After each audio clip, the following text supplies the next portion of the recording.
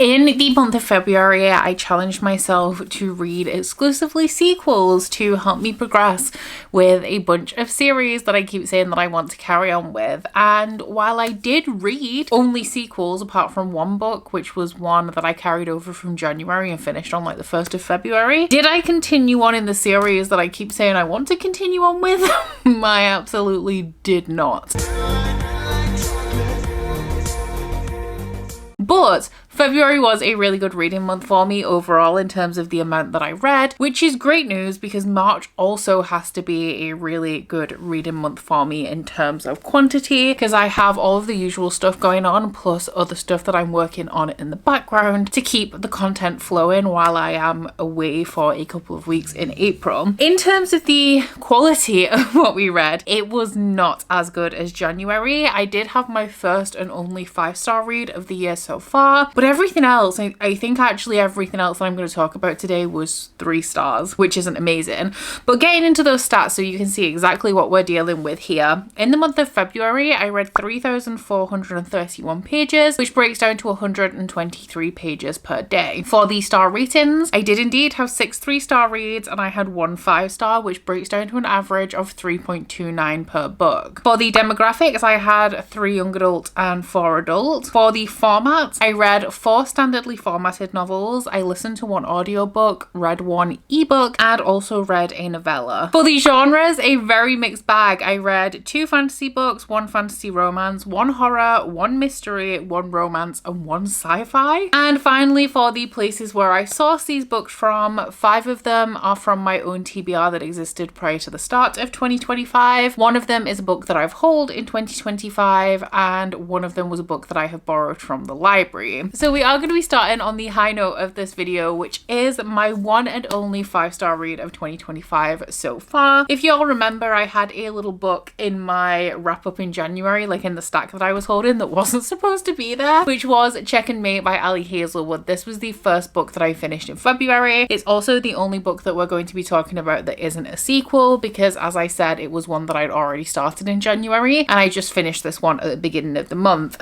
Let me tell you, I was worried about this one because this is, I think it's still Ali Hazelwood's only young adult novel, and I was worried that that would impact my enjoyment of this, but Miss Hazelwood never misses. I have not read a single book by her that I have given less than 5 stars. She is my favourite contemporary romance author by far at this point. And this one is a young adult contemporary romance that is following a girl called Mallory whose family was ruined by chess. She played a lot of chess when she was a kid. Her father played a lot of chess, and for the last couple of years she hasn't played at all because of something that is alluded to that destroyed her family. Now, at the point that we start this, we know that her dad isn't around anymore, but we also don't really know what's happened to him. Our male main character in here is Nolan Sawyer, and he is the #1 chess player in the world, and Mallory agrees after her friend badgers her to go and play at a charity chess tournament, and she ends up facing off against Nolan Sawyer and winning. So this obviously creates a lot of hype and a lot of buzz around her because nobody has beaten this guy in a very long time, and because he has been unbeaten for so long, he is losing love of the game because it's not challenging him anymore. So he becomes a little bit infatuated in Mallory and trying to get her to play chess. Meanwhile, she is also being recruited by groups that play chess and like foster and train chess champions, and she eventually reluctantly agrees that she is going to follow this professional chess route for a 1-year period to make money for her family when she realizes that this can be extremely profitable. And over the last couple of years, her mother has been ill and she has 2 younger sisters with her dad not around that she needs to provide for, and so she decides that she's going to do this, but she's not going to fall in love with chess and she's not going to play Nolan Sawyer. Probably the main reason why I love Ali Hazelwood so much in general is that she does specialize in one of my favorite contemporary romance tropes, or just romance tropes in general, which is the he falls first trope. Essentially, when the love interest, the male main character, is so into the female main character but she is a oblivious. Like, the reader can see it from 1,000 miles away, but the female main character has absolutely no idea. And that is a trope that is recurrent through all of Ali Hazelwood's books. But Ali Hazelwood books, while they are predominantly romance, they aren't just romance, and this one also focuses on the sexism present within the chess world, because the majority of the top chess players are men. Women play separately, they don't have to, but sometimes they prefer to avoid some of the criticisms they get from the male players if they play in this male dominated environment. So I really enjoyed that discussion as well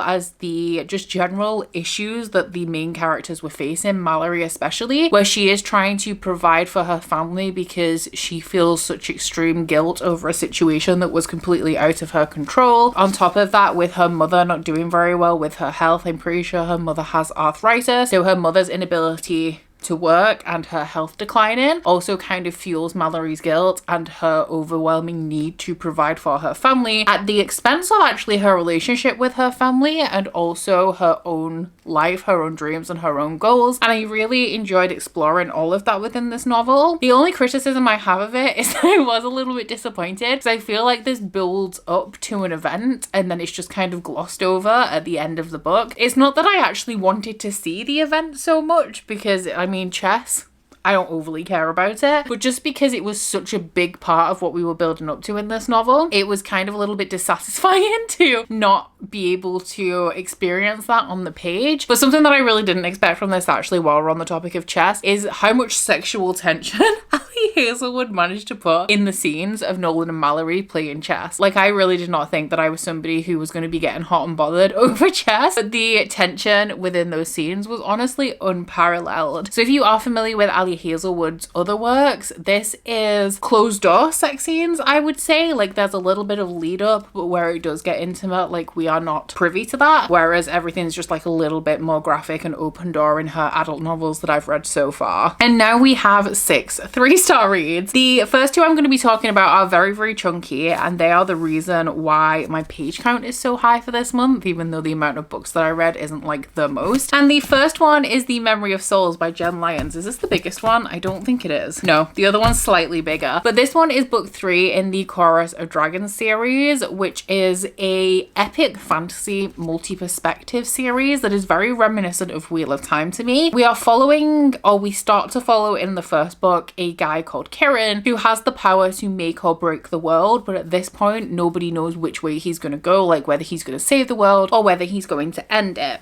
So in book 1 we are following his story told in 2 different perspectives. It starts off where he is imprisoned with this monster, and the monster asks him to tell her a story. So he reluctantly agrees, and he starts telling her the story of his life at a point where he thinks that his life became interesting. So when this chain of events that the book is going to follow kicked off, and after he recounts this for like 1 chapter, the monster stops him and she's like, no, actually your story started here, and she takes it further back in time. So the entirety of the first book is alternating between these 2 perspectives of Kirin's life story. It's also, because of this, alternating between first and third person perspective until the timelines eventually kind of meet each other, and then we are, for a short amount of the first book, in the present day timeline of events. Book 2 does exactly the same thing with a different character, and then when we get to book 3, the timelines converge and we are following different people around this world, but the timeline, I'm pretty sure we are just in the present timeline for Memory of Souls, but we're still kind of dipping between different perspectives to mix up the vibe a little bit. This series also has footnotes, which I actually found to be incredibly helpful. It's been years since I read book 2 in this series, so I was really worried with how complex this is going into it and not refreshing myself very well because I couldn't find a good recap of book 2. But the footnotes honestly do a really good job of reminding you what has happened and who everyone is to each other and where we're at in the story. That being said,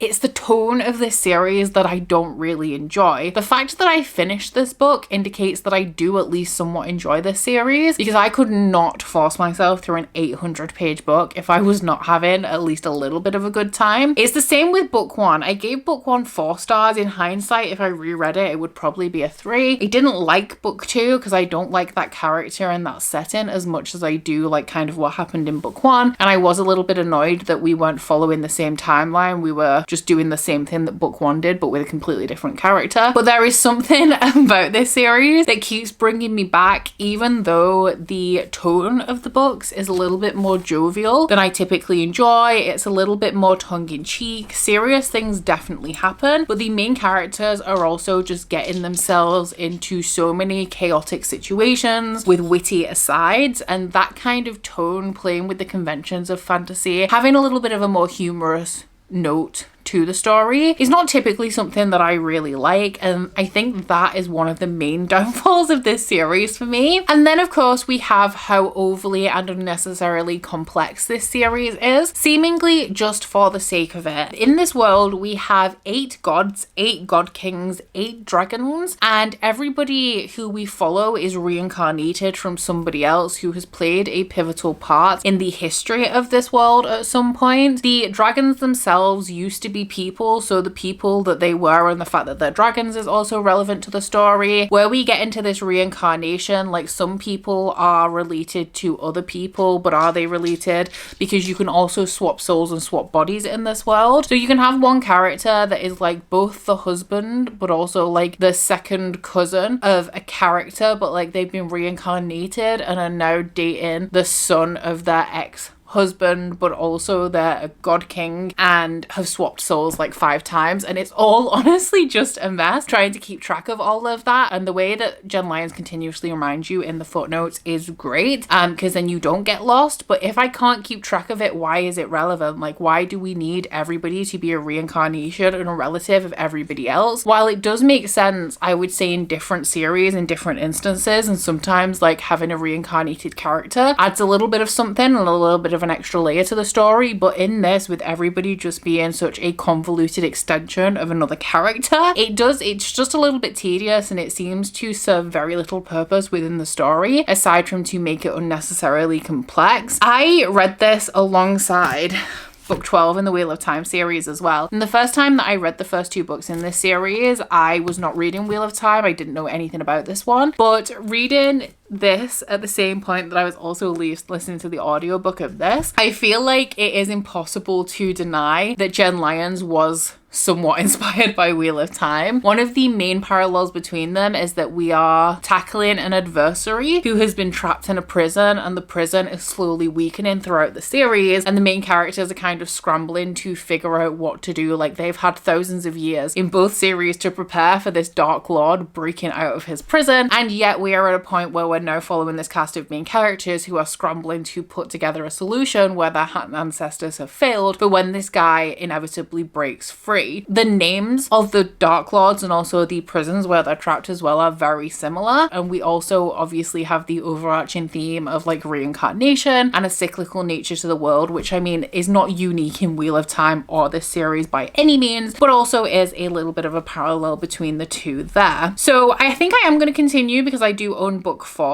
I don't think that this series is necessarily for me. I do know a lot of people love this series though, so if you like things that are a little bit more fun, a little bit more light-hearted, but deal with very common fantasy elements and tropes, I do feel like you could enjoy this one. But for me, I take things too seriously to not be annoyed by how I feel this series does not take itself seriously. Another 3-star was The Gathering Storm by Robert Jordan. Now, this is definitely better than a lot of books I've read in the Wheel of Time series recently, but I did feel like it still dragged quite a lot throughout the first half. So while I loved the second half, just didn't feel like a 4-star for me. So we're probably sitting at around a 3.5 with this one. If you are unfamiliar with Wheel of Time, it is an adult epic fantasy series. It started publishing in 1990, and it is considered one of the great series in the genre. The story that this follows is a familiar one. We are following an eternal struggle between light and dark. With every age, the same events unfold, the only difference being whether we tip more towards the side of light or towards the side of dark. And in this series, we are following this age's dragon reborn, who is a pivotal figure in this eternal struggle, and he is going to be tipping the world one way or the other once and for all. Or is he though, actually? Because the closer I get to the end of the series, I'm like, well, surely unfortunately the wheel's just going to keep turning and this is just going to keep happening over and over again.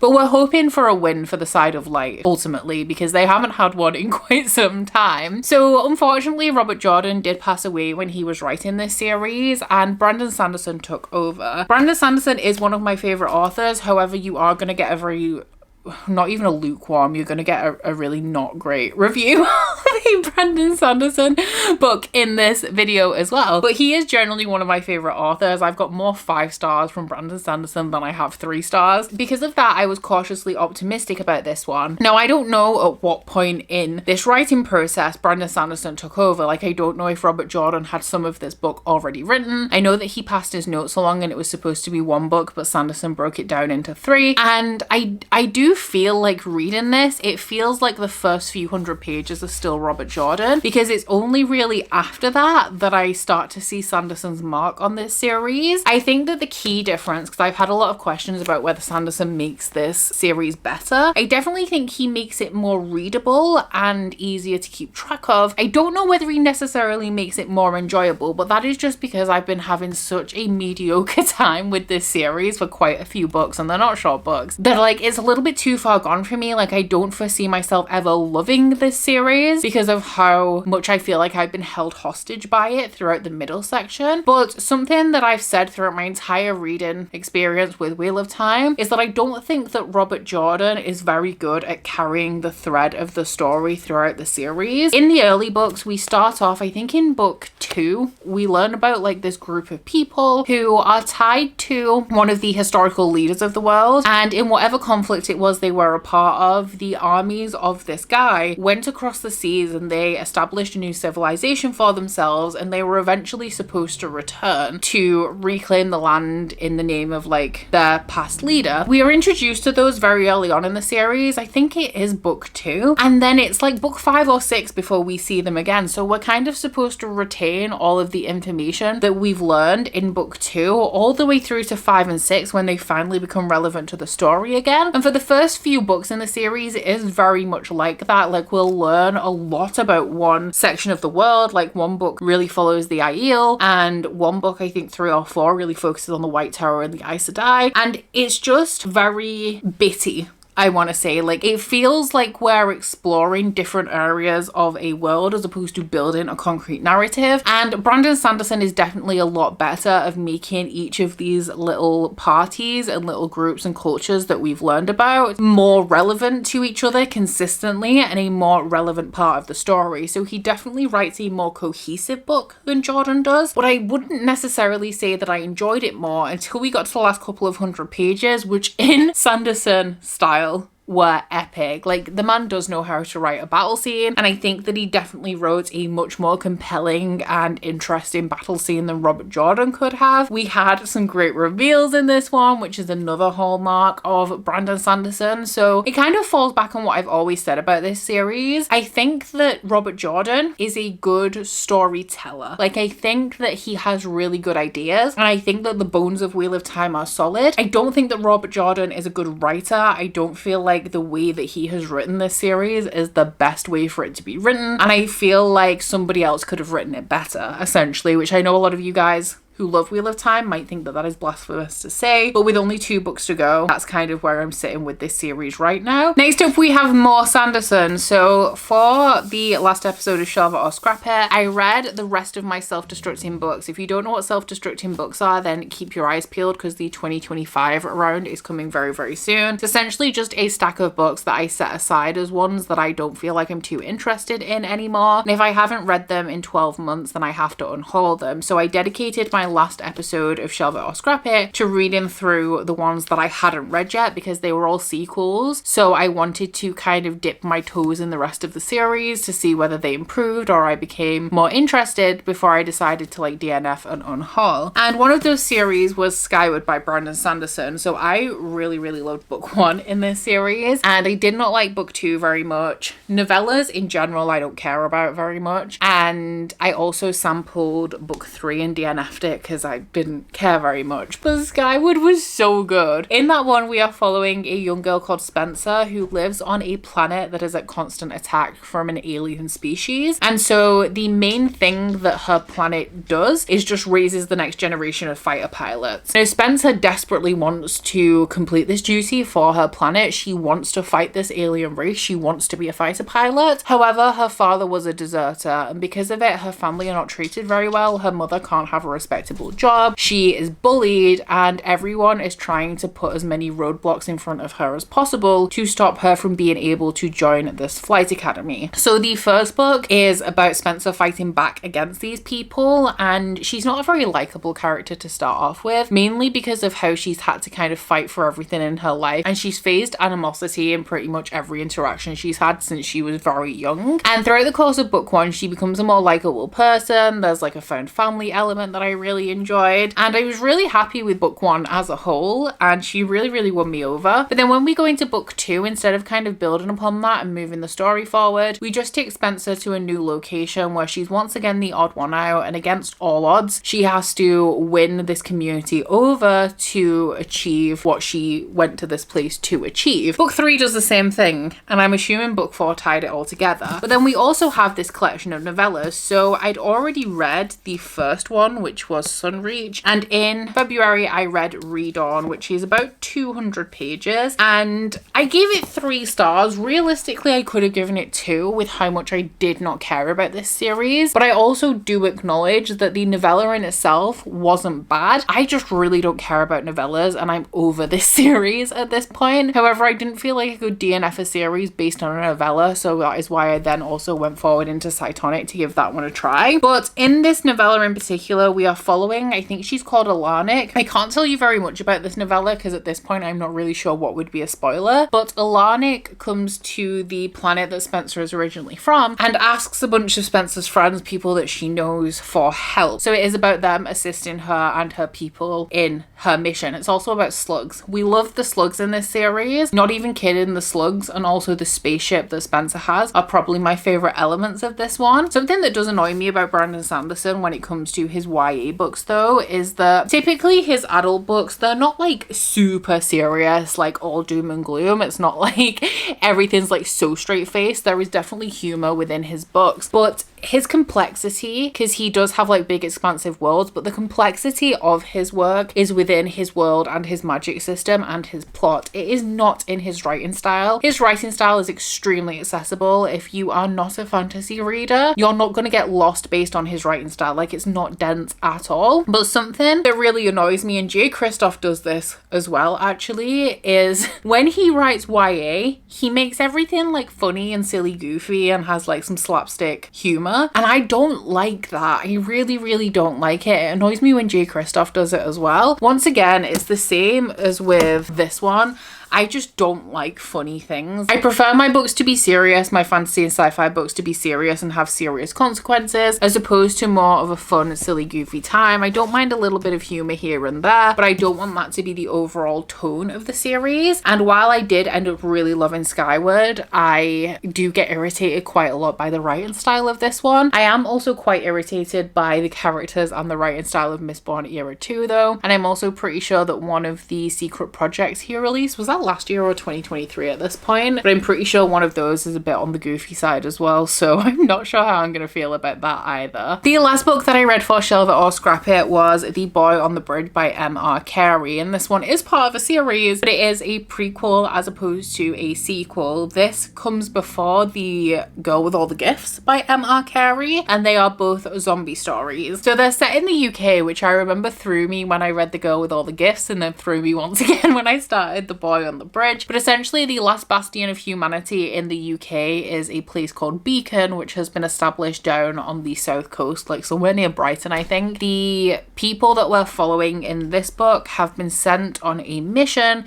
to retrieve a bunch of scientific experiments, because obviously we're all searching for the cure here. So it's a group of military personnel, a handful of scientists, and also a boy, an extremely intelligent young boy. Now, it isn't explicitly disclosed on page, but it is pretty clear that this boy is on the spectrum, and the reason why it's not disclosed, I think, is because just at this time where this is set, like, diagnosing neurodivergence is not the main priority of humanity when they're actually searching for a cure to a zombie virus. But he has invented something that has helped humans to move around the zombies without being attacked, and so he has been sent along to see if he can find anything specific within the samples that they're collecting, which have been left out for like a year or however long, to help humanity discover a cure to the zombie virus. So the first obstacle that the characters are facing in here is that one of them is pregnant. She's not supposed to be. She's not supposed to be on an expedition if she's pregnant, but she is. And because of resources, there's nothing they can do about it. They just have to kind of continue on with this mission throughout her pregnancy. And if she gives birth during it, then she gives birth during it, and there's nothing they can really do. But people are giving her shit for it throughout this. As the story progresses, with all of these characters in an enclosed space over the period of almost a year, tensions do very, very quickly start to rise, and we see all of the individual members of this crew getting a little bit more antsy as things go on. Like, they have their personal difficulties with each other, or there's external things going on, and then on top of that, they have the environment and the zombies also creating issues for them along the way. And meanwhile, the child in this story who's gone on this expedition is hanging out amongst the zombies, trying to see how they behave, see if he can find any anomalies that is going to help him in his mission.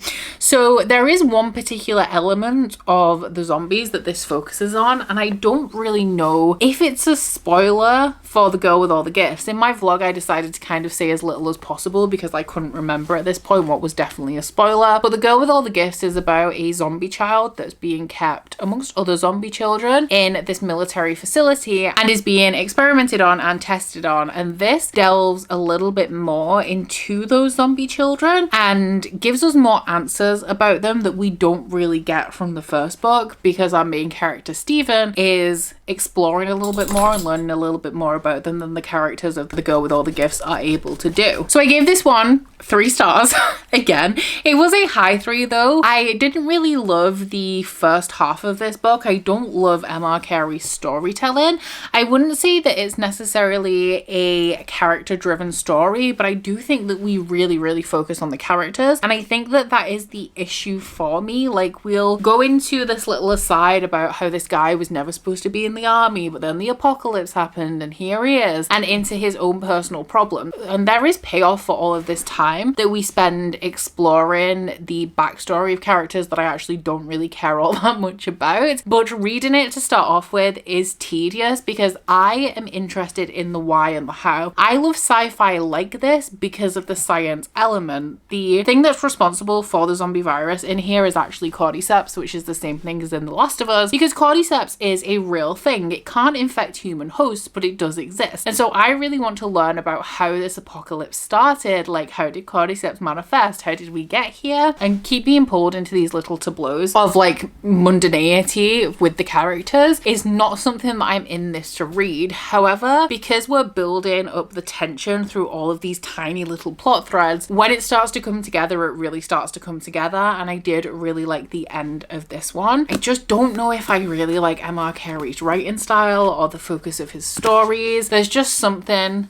that I don't love, but also I do love. The thing that keeps me reading is figuring out the whys and the hows of it. I just don't know if the writing style and the way that we get to the whys and hows is my favorite. I then read the second book in the Lady of Darkness series, which was Lady of Shadows by Melissa K. Roerich. I read this one on my Kindle, and this one is a fantasy romance series that is heavily inspired by Sarah J. Maas, following an assassin called Scarlet who has fallen out with the Assassin King, and to tempt her to come back home, he offers her a job that will allow her to gain revenge on the Fae Fire Prince that killed her mother. This is a fantasy romance, as I said, so the romance, I would say, is actually the main focus of this series. There is a lot going on around it. There is definitely a plot there without the romance, but the actual focus of the page time of books 1 and also book 2 do tend to be more romantically inclined. Now, in book 2, we are exploring the Feylands, and while book 1 was very similar to Throne of Glass in a lot of ways, book 2 took a lot from A Court of Mist and Fury. So at this point, I don't feel like I could give any books in this series a 5-star rating because of how close they are to Sarah J Maas books. Like, they're not original. I've literally read this before, almost exact scenes in some regards, or like I can very clearly see what elements of A Court of Mist and Fury have been placed into this book. So that is definitely keeping me from rating these books especially highly. But the reason why I gave this one a 3-star when I gave book 1 a 4 is because the main character, while being extremely irritating in book 1, is twice as irritating in book 2. She is a very typical Selena Sardothian character. If you are not familiar with Sarah J Maas but you're familiar with Buffy the Vampire Slayer, she also has a touch of the Buffy Summers martyr syndrome, where everything is such a big burden to the main character, and the main character alone, nobody else can help. Instead of telling people what's going on and being transparent, she keeps secrets from everybody and doesn't tell people the full truth, yet berates people when they keep anything from her, and ends up in situations where she's intending to be self-sacrificing, but it actually just causes a lot of problems for everyone around her because they then have to swoop in and save the day. She has a lot of morals and a lot of high standards, but they only apply to everybody else. They never apply to her, and she's honestly the worst. She's literally the worst. This series for me is almost like a comfort read though. Like, I find the writing style quite comfortable to read. Its similarity to series that I've read and loved before is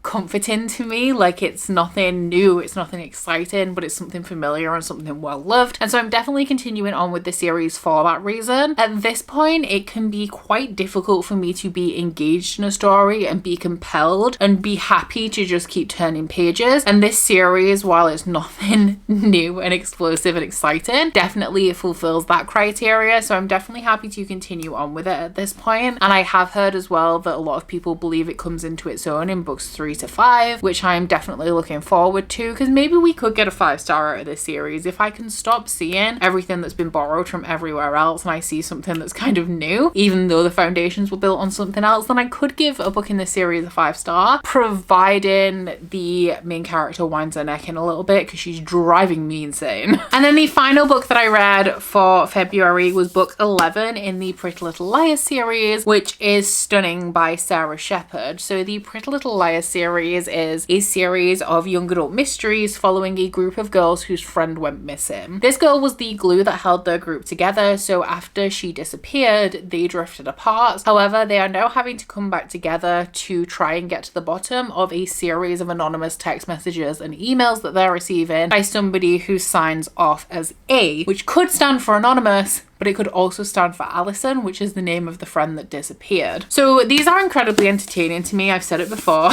Essentially, every time I review a book in this series, it's the same review. They're very entertaining. They're easy reads. They're palate cleansers. They're a fun time. They have a lot of problematic elements, but they're just good fun, really, especially if you're, I guess, of a similar age to me that grew up in an environment where the problematic elements of this series were very normal in the media presented to teenage girls. They feel very familiar and very nostalgic to me, and I can definitely enjoy them for that, while seeing the flaws in them, how we have so many toxic relationships with older men in this series. Saying that though, something that I do find interesting is that this series started to be published in 2006, and where I'm at now, this one was published in 2012. So something that I'm definitely enjoying is seeing how the problematic elements that are in here are no longer in here, because as times are changing, Sarah Shepard is changing the contents of her books going forward, but not really addressing the ones she's left behind. So in books, I think 1 to 3, Spencer is a chain smoker. Like, she always has a cigarette in her hand. And then you get to like book 4 or 5 and that just disappears. She just never picks up a cigarette again. No repercussions of this, no signs of addiction. She never craves one. She doesn't carry them in a handbag. Literally, it's just not a thing anymore.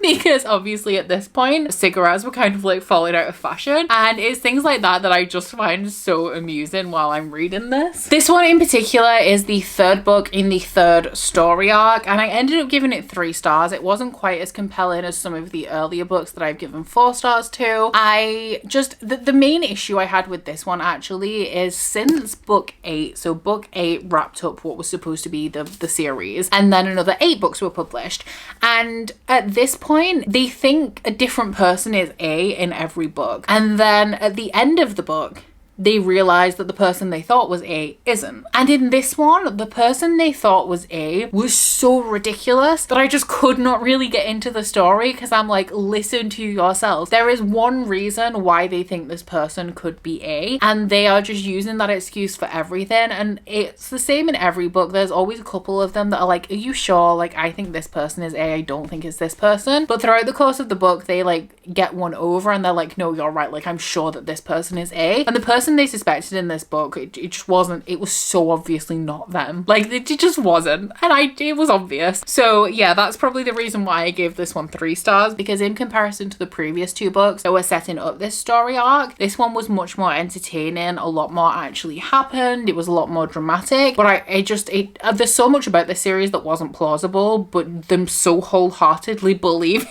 that this person was A was the thing that I was like, I can't take you seriously right now. So these were the 7 books that I managed to read in February. I am so surprised. I read these 2 books in a week together. I don't know how I did it. I probably cannot repeat that, but I was on it, and I really need to repeat that in March. Actually, I need to carry that energy through into March, so we'll see how I get on. I am quite sad that I didn't manage to get to some of the sequels that I put on my TBR that weren't necessities, but ones that I actually wanted to read. Like, if I got around to it, they would have been the mood reads that I picked up, the priorities and series that I like want to continue. But I'm really happy with what I got through, especially in terms of Shelve It or Scrap It. Some of them are ones that have been sat on my shelves for a very long time, where I've been reluctant to continue on with the series. Like, they would never be the series that I chose to continue on with out of genuine like wanting to continue on with. And so I'm actually glad that I managed to get through some of those, because one, it's cleared a lot of shelf space when I finally decided that I don't want to continue the series. But then this one, it's actually given me renewed interest, because I did not want to continue on with this after book 2, and I've now left it so long that I've forgotten why. I know why that I don't like book 2, like the things that I didn't like about it, but I don't feel bitter about it anymore. And having read this, it's definitely made me think of the series a little bit more favorably, and having that distance helped me go into this a lot more optimistic than I would have done if I'd have read it any earlier. So down in my comments, let me know what your favorite book that you read in February was. Let me know if you read any great sequels, and if you guys would like to let me know that you were here, but you don't feel like you have anything to say, please leave an elephant emoji down in my comments for Memory of Souls, which is my greatest achievement of February. But aside from that, guys, please don't forget to like this video if you liked it, and subscribe if you wanna. If you head into my description box, you will find a link to my Goodreads, my Instagram, and my Patreon if you would like to join me on any of those. But that's it from me today, guys. Bye! Oh, you bite your friend like chocolate. You say you're go when nobody knows, with guns hidden under our petticoats. We're never gonna quit it, no, we're never gonna quit it, no.